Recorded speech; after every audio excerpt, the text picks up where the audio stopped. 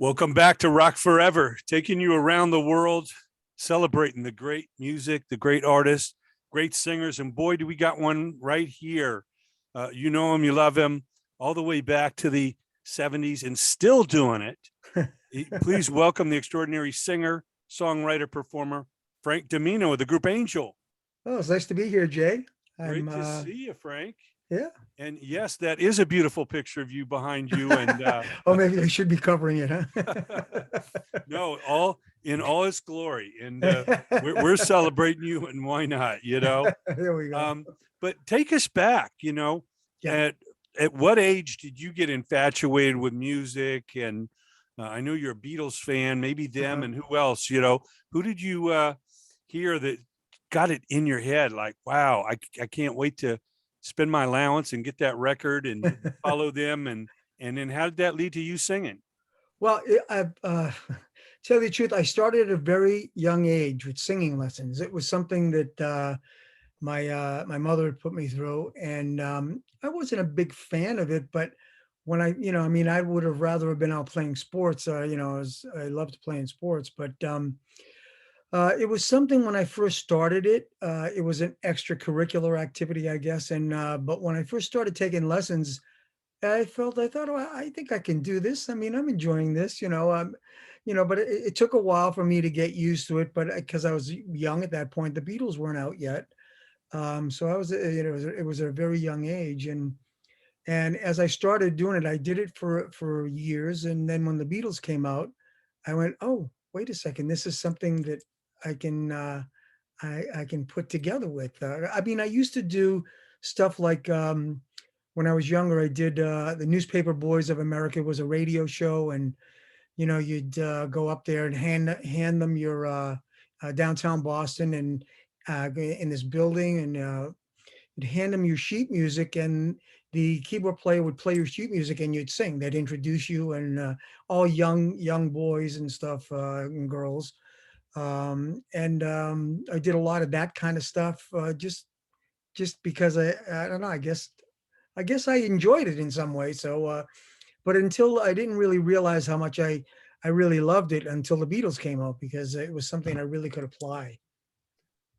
Yeah, well, here comes Paul and John and George and Ringo, and they Yeah. blew our minds. I'm sure you were glued to the TV set like I and the rest of the world when Ed Sullivan says, "Here's the Beatles," and they came back a couple more times, and the world was never the same since. They Right. had such an energy. Of course, the screaming girls didn't hurt, but No, you had this infectious, catchy songs, and they it was all about a good melody and a hook, and they just seemed relentless. They kept coming with a new single, like seemed like every month or two. it was pretty crazy. The amount of songs that they came to present to the world were, it was one after another. And I saw the Beatles twice, and seeing them, this was the last time around, I saw that last tour, and the vision of them walking slowly to the stage is, in my mind, it's like slow motion. You're seeing the four of them walking towards you, and there's just relentless screaming behind you. It was so motivating and captivating and everything else that I thought, this is what I want to do for the rest of my life. Yeah, and I So know back then the PAs weren't that great, and the girls it were was screaming louder crazy. than the music. Absolutely. It was, I think there were Shore columns, like about 100 of them on each side. It was outdoors. It was at East Boston. It was Suffolk Downs. It was a racetrack. And it was just crazy. It was, the first time was Boston Garden, the old Boston Garden. And the second time was at outside at the racetrack. And it was pretty wild.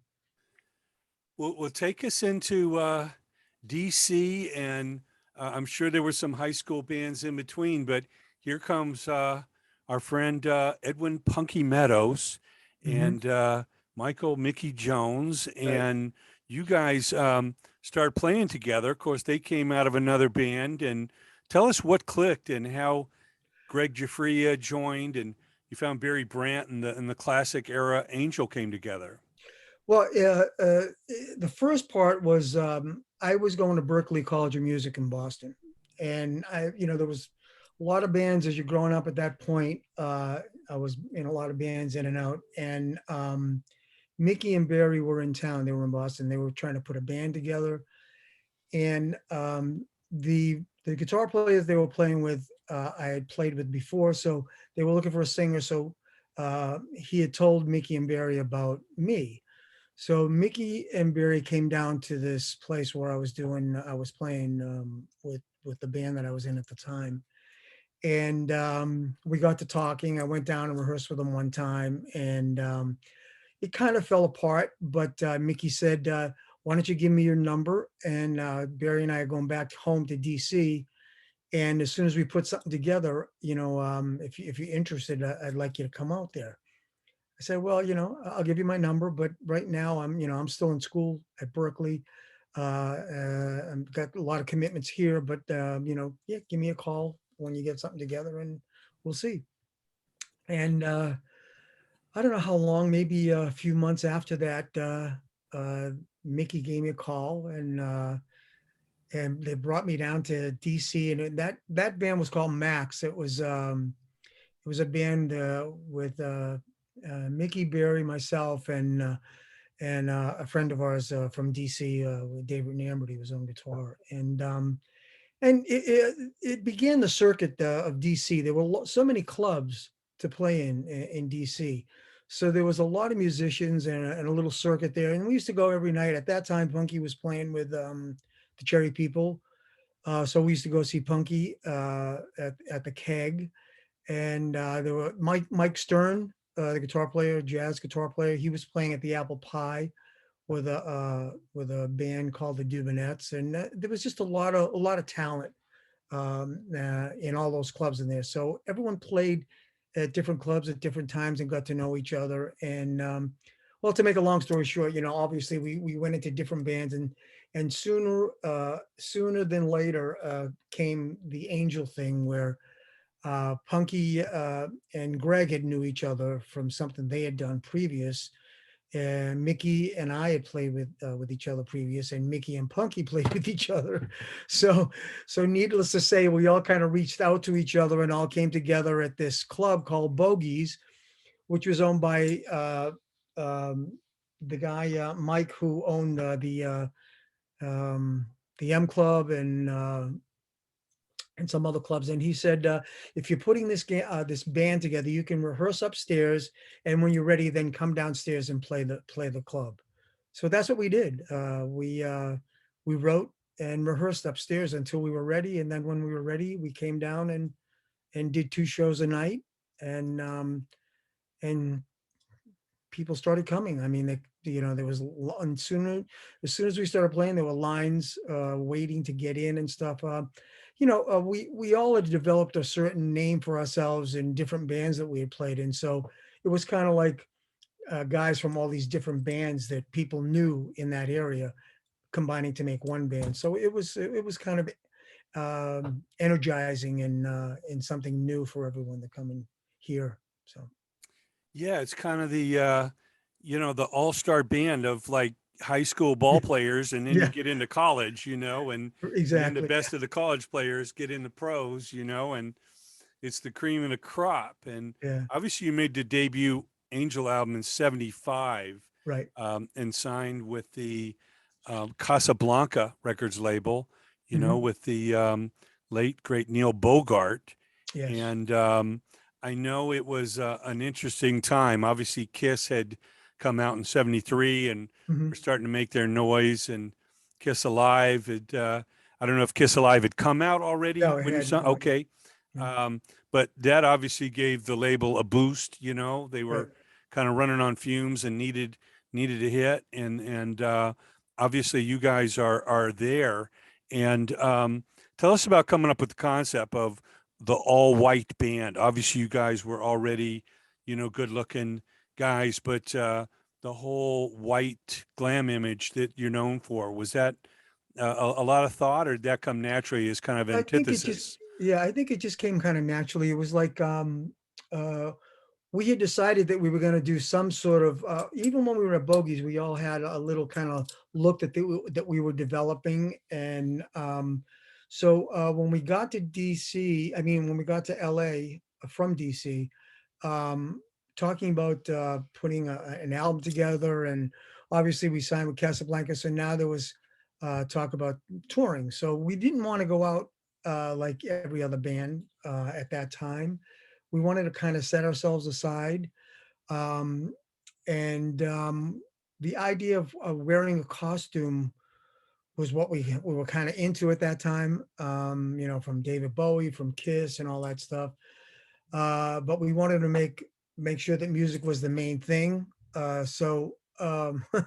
What we did was when we put the costume idea together, uh, I don't remember exactly how White came into it. It wasn't, I'm sure a lot of people think, well, Kiss in black and Angel, obviously the opposite in white. And I don't think it was ever like that as far as the band was concerned. We didn't like think, oh, I got an idea. Let's go white because Kiss is in black. It wasn't that. I think it was just, and other colors might have been thrown around, but I think white was the one that we felt would make us stand out a little bit more on stage as opposed to any other color. So white was the choice that we went with, and that's how I believe it came about. I mean, it was a while ago, and I've talked about this before, and no one has kind of disputed it. But as far as I can remember, that's really what it was. And even the stage show was just throwing ideas around and coming to the ones that we kind of like thought would work and felt would work best. And that's how we made our choices with a lot of stuff. Yeah, well, of course, with a name like Angel, white is angelic. Right. It's the heavenly, the thought of the white clouds and Hmm. and all of that. So now, what year did you move to LA? 75.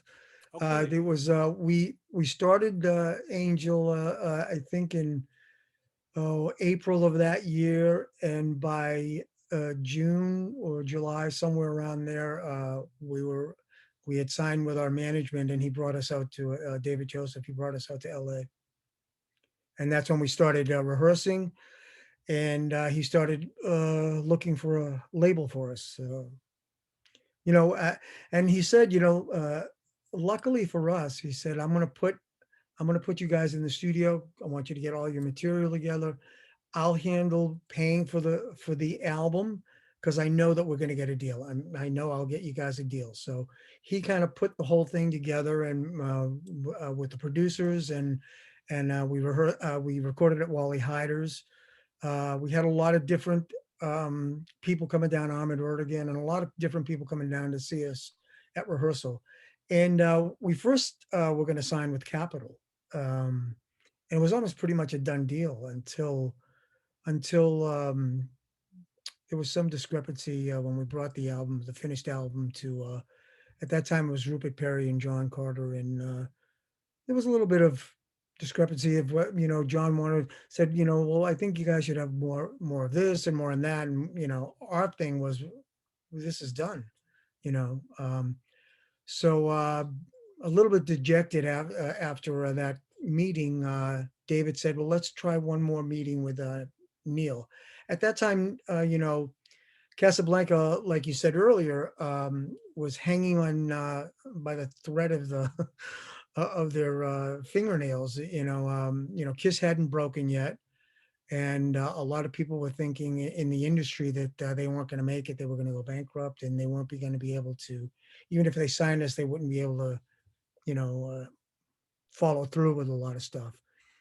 But we just had a great attraction to Neil, and felt very, very comfortable with him, talking with him, and how he felt about what we were trying to do, how he felt about the music that we were making. We just felt very comfortable with him. So we talked it over and decided to kind of ditch the Capitol thing and sign with Neil and Casablanca. Yeah, well, obviously, later at a storied label. Obviously, you were aware of Kiss and saw their image, and Well, we met the guys in Kiss at Bogies in DC.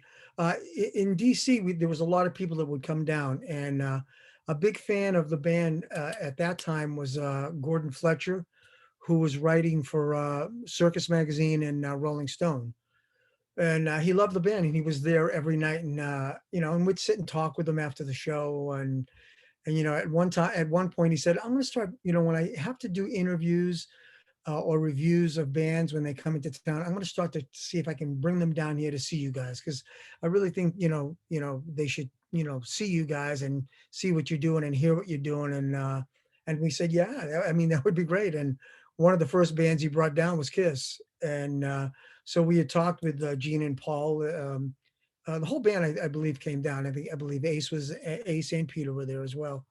Um, and and Gene wanted us to sign with uh, what was sometimes these names escape me. His manager at the time was Yeah, Bill Bill Coyne. Coin. And we had just signed with David Joseph. So that's how, he said, "What, we had just signed a management deal." I said, "Oh, well, okay." He said, and then we had forgotten about that. And when we got to LA talking to Neil wanted to see the band, and David said, "The guys from Kiss came down to see them, so you can ask them, about the band," because we weren't playing anyway. We were still in rehearsal, putting stuff together. We recorded the album, but we still were writing and rehearsing. We hadn't planned for any shows yet because we hadn't signed a record deal. So David suggested Neil call Gene, ask him about the band, and Neil kind of really wanted to see the band. He said, "Well, you can come to rehearsal, and maybe they wouldn't mind putting the band on stage because they were playing at Long Beach, I think, at the time. Just opening up for them." And so David got a call from Neil and said, "Gene doesn't want the band to open up. I mean, he said very nice things about the band, but he didn't want us opening up for them at Long Beach at that time." And Neil said, "I'll sign the band sight unseen. I love the album. I love the look. Gene has said some nice things about the band." So that's how we moved forward. We signed with Casablanca, and that was it. Yeah, well, it's certainly a different time and era that it was. And then Yeah. hell of a band in 76 and On Earth as It Is in Heaven in 77, which was the debut of this incredible logo. And I know Oh yeah. literally a fan came to you at a show and had a Yes. hand drawing and said, "Watch this," and turned the logo upside down. I Yeah. mean, what were your thoughts? And It was everyone in the band went, "What? Do that again." And he flipped it around again and flipped it around again. It was like, "What?" So we said we gotta have that. Whatever we do, we gotta have that. So we told our manager about it, and we got his Bob Peterick, I think his name was, and we got a hold of his contact and everything, and we paid him to use the logo, and it became forever our logo, our our upside down logo. yeah, I know a lot of graphic artists back then didn't have a computer. They're just sketching on a pad. Right. But the Yeah. thought of this ANGEL Yeah. being the same when you flip it, something to do with the A and the L and the E. I mean, it's just amazing when people saw that. And of course, you utilize that look on the cover with the band where Yes. you're superimposed. So Yes. Yeah. either And way, we had the mirror image of ourselves on the yeah, bottom too. either way you So turn when it, you turn it around, yeah, yeah, it's Angel. yeah, It's pretty incredible and striking. And of course, then White Hot, which was the first tour I got to see. I was up in the Seattle, Vancouver area at the time, and Huh. you came to the Paramount Theater, Yes, the yeah, famous theater there in Seattle where Jimi great theater. Hendrix and Yeah, everybody had played. yeah. And you were on tour with the Gods, another band that was Hmm. distributed through Casablanca. And here you come. We heard about the stage show, and here comes the face logo The logo, yeah, from the rafters, and it speaks right, to the crowd, and then the light boxes just blew yeah, everybody's minds, and I know it's a magic trick, so magicians never give their exactly. they never give their Exactly. yeah, their secrets away. But obviously, everybody in the crowd is having a good time. You know, a lot of cannabis being smoked, a lot of drinking. Because back then, even at the Paramount, it was general admission. So we would line up all the Yeah, way up the street. You guys probably saw us when you yeah, came in yeah, for sound check. So by the time the show starts and the doors open and we run down in front and grab the front row seats, everybody is well lubricated. You know, we are ready, ready for a rock show. And yeah. here comes Angel. Tell us again. I know something had to do with the guys, Sid and Marty Croft, their Yes. team. Tell us about how all that came. Is that another Hollywood connection that your manager made, or did somebody run Well, into somebody?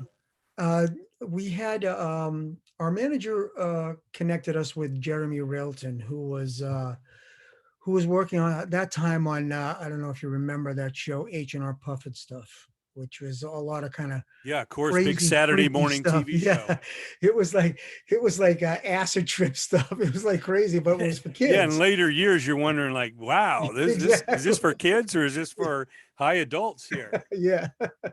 But with that, Jeremy was working at that time on that show. Sid and Marty Croft were working as well with Jeremy.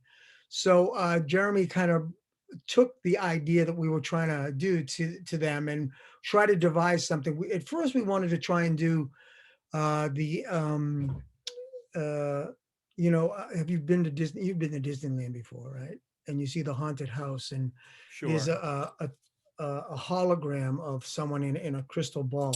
So Yeah. that's what we were trying to create. Unfortunately, it was very difficult to do, and they said it's very difficult to do because you're going to be moving from town to town, and it's very specific, pinpoint. You can't move it. If you move things even an eighth of an inch at times, you're going to lose the 3D effect. So they came up with this other idea of the face, the opaque face. We take the front of it off and ran film behind it, and the person who was who we nabbed to do the film had to be like locked in a certain position and not move, and just move his lips with the voice that we had going at the time. So it was very crazy. It was very crazy, but in the end, it was very effective. Very effective. Yeah, yeah. So his jaw is in like stirrups there, Yes. you Yeah. know, Yeah. can't move. And was Right. it the same team that came up with the light boxes or was that somebody No, else? that was someone else. That was Johnny Gunn, who built stuff for Doug Henning at the time, and a lot of other magicians. Was the builder. So what we had to do was create, and he gave us the ideas of how to do the trick itself, the illusion itself. We had to come up with how we were going to do it and what the presentation was going to be. So, we, a lot of sitting and talking and throwing ideas around.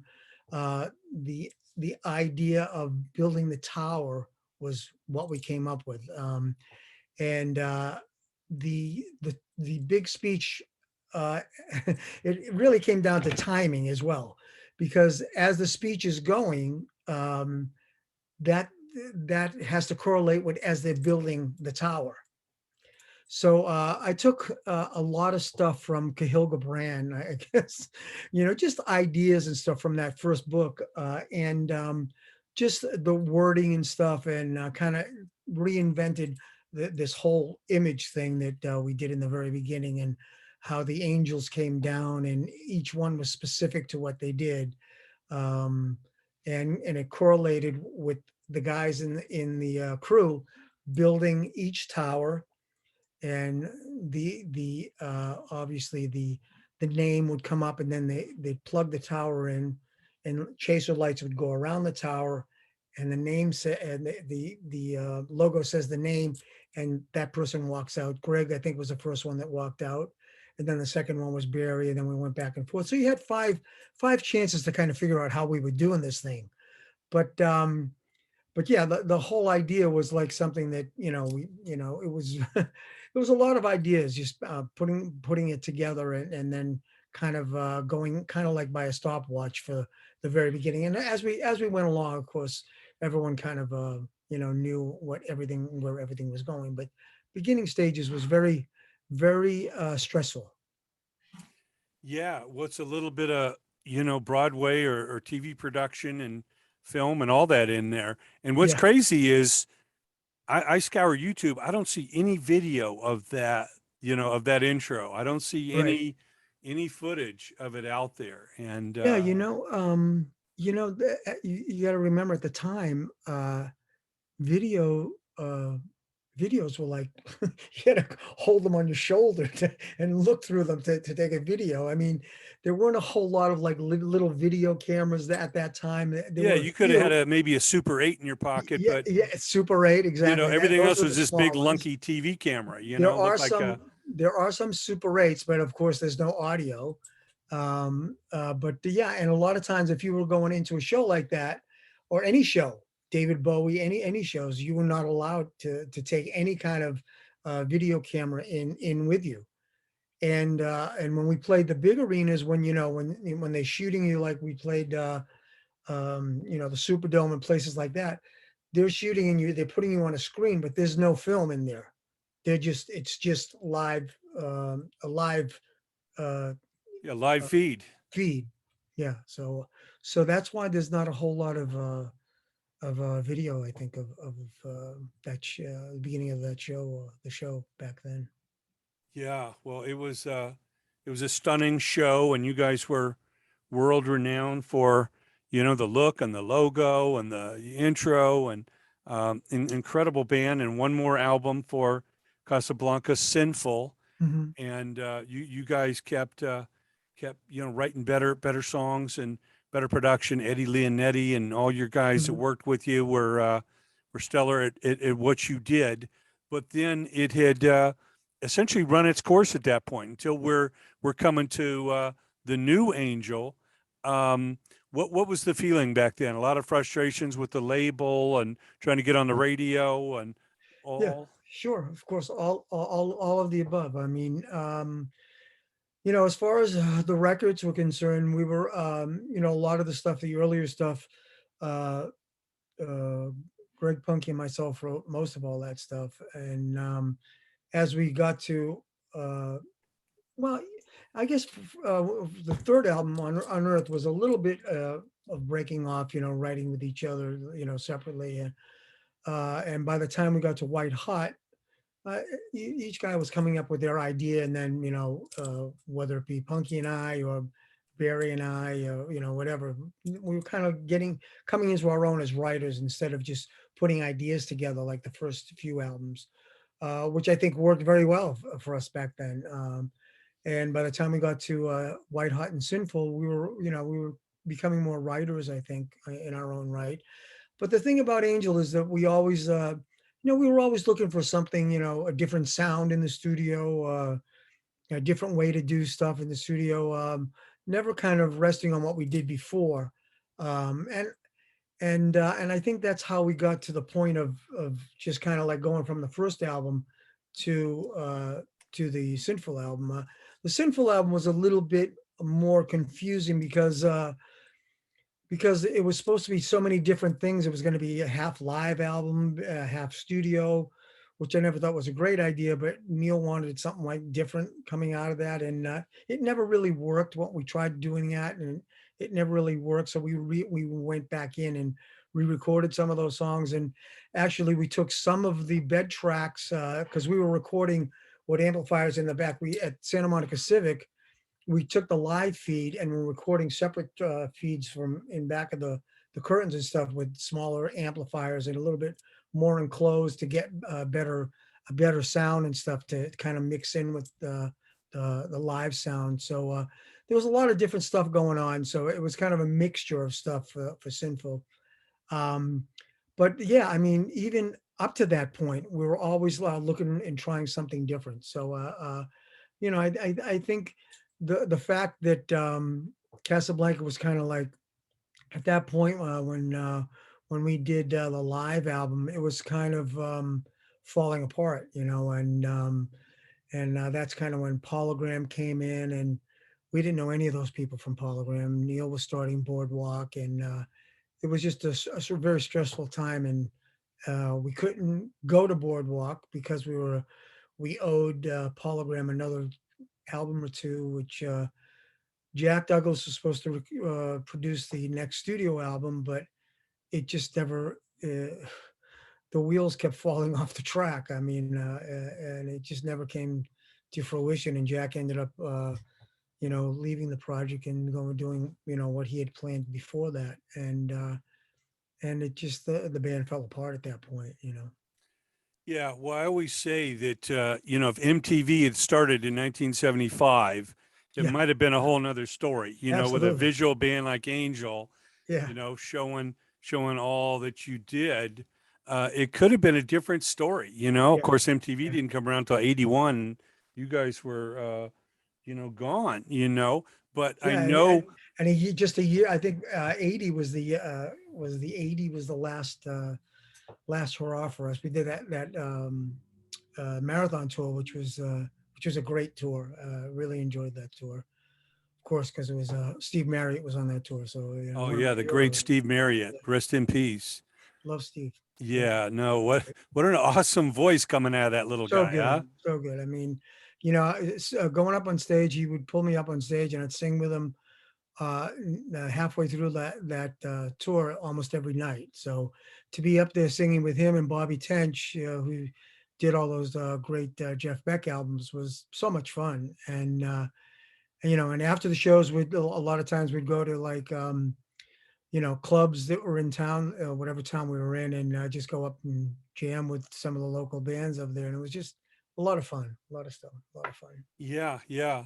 Well, again, no matter what you do after that, and of course, Greg did his Jafria band and Hmm. House of Lords and everything, people never forget, Angel. And I know you had tried a couple, different versions and stuff with Barry or whoever Hmm. was, around. But, here comes, 2018, 2019, Hmm. and our friends over here at Cleopatra, Brian and Yes, Tim, they're like, well, hell yeah, let's do that new Angel. Because I know I interviewed you for your solo album, and then I right. interviewed Punky for his solo album, and you guys probably looked at each other and like, well, maybe we can't revive what we did, 35 years ago, but there's a newer version, maybe streamlined. We bring some new some new blood into it, like Danny and Yeah. these guys, and now you've got the new Angel and the Risen album. So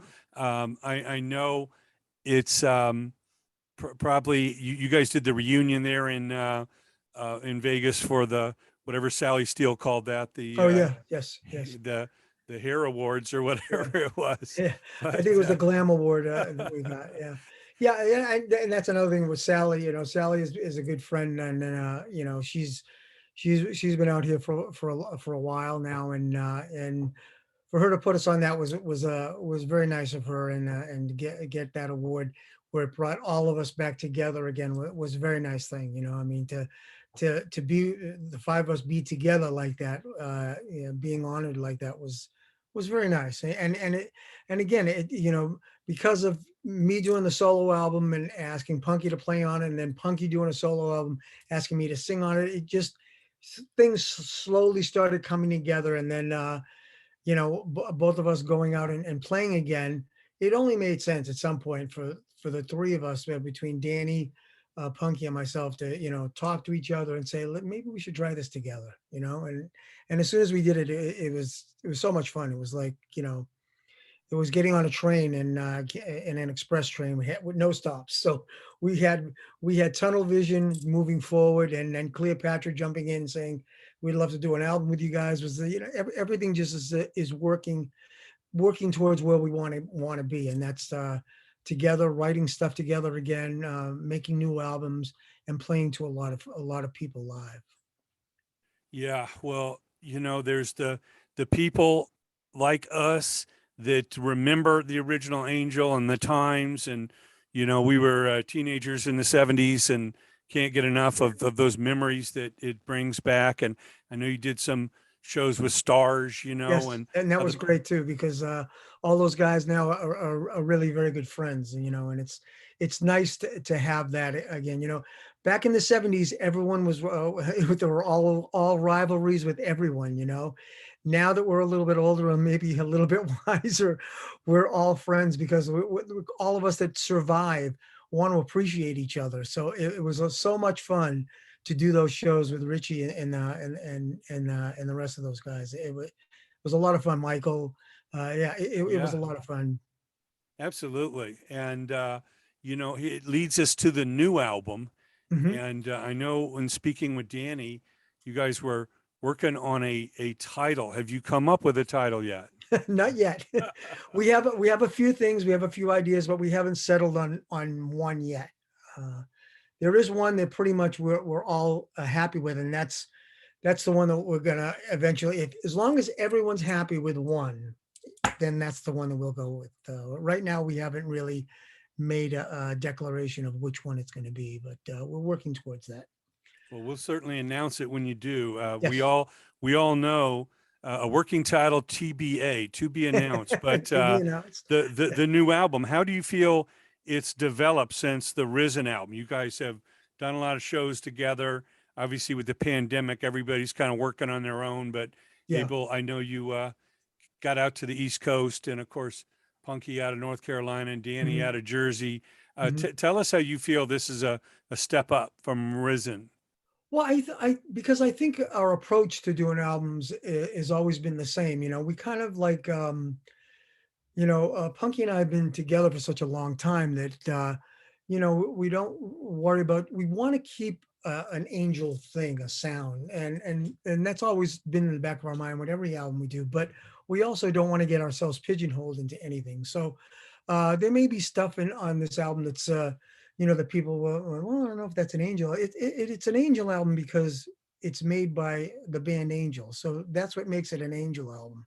And I think that you never want to put any limitations on anything you do.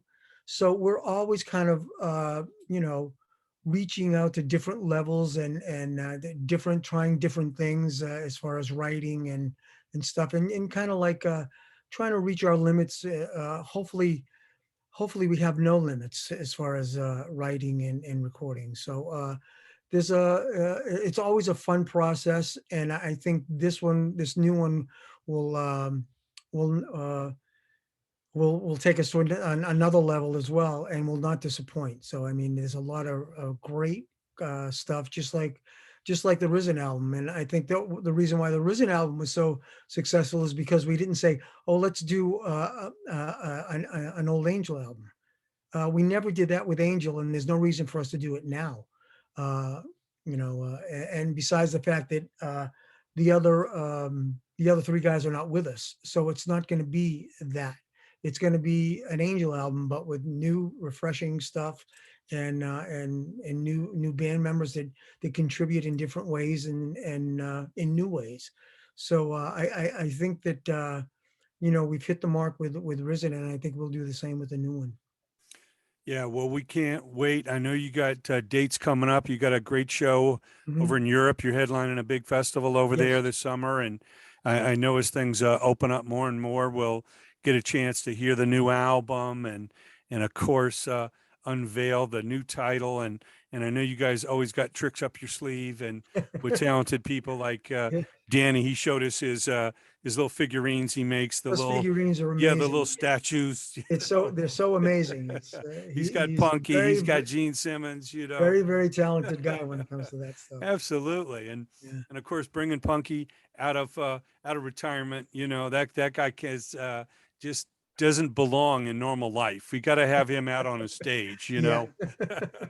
He's one of a kind. Yeah. So um, our special guest has been Frank DiMino, legendary singer of the iconic group Angel. More to come. Keep checking back. We're going to have updates for you, and a real pleasure. Frank, thanks so much for joining us. Thank you for having me, Jay. It's been a pleasure. It really has.